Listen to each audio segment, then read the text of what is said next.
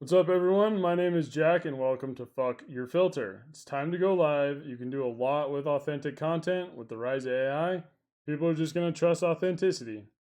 Might as well live stream it, right? Here's how we do it.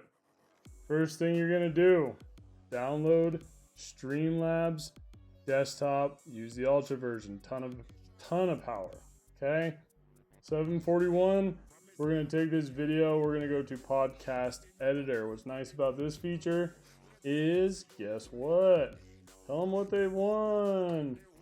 You get these videos downloaded automatically to your computer, so you can drag them, drop them right in there. They go auto to YouTube. It makes it really easy. Okay, from there, we're going to go straight to YouTube. It'll probably already be there. We're going to take that YouTube video, post it to Wix. Use your website, small businesses. We're going to put it in the blog too.